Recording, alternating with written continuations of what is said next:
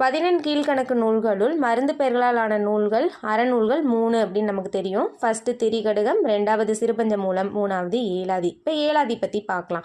ஏலாதியில் இந்த பாடலில் 4 அடி இருந்தாலும் அதில் 6 அறக்கருத்துக்கள் இருக்கும். ஓகேங்களா? தமிழருக்கு அருமருந்து போன்ற நூல் ஏலாதி. இதில் முதன்மையான மருந்து பொருள் ஏலம். ஓகேங்களா? ஏலக்காய், லவங்கம், சிறுநாவட்பூ, சுக்கு, மிளகு, திப்பிலி. இந்த 6 மருந்து பொருளுக்கு தான் ஏலாதி அப்படின்னு பேர். இந்த மருந்து என்னாகும்னா உண்ணுபவரோட உடற்பிணியை போக்கும். அதுபோல இந்த நூலில் இருக்க 6 அறக்கருத்துக்களும் கற்போரின் அறியாமையை அகற்றும். உணவு கொடுத்து ஆதரிப்போர் பெருவாழ்வு பெறுவர் அப்படிங்கிறத மட்டும் 21 பாடல்களில் சொல்கிற நூல் ஏலாதி. ஓகேங்களா?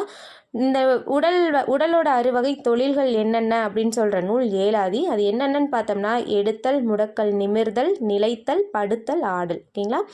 இந்த நூலில் சிறப்பு பாயிரம், தற்சிறப்பு பாயிரம் உட்பட 81 வெண்பாக்கள் இருக்குது அப்படின்னு சொல்கிறாங்க.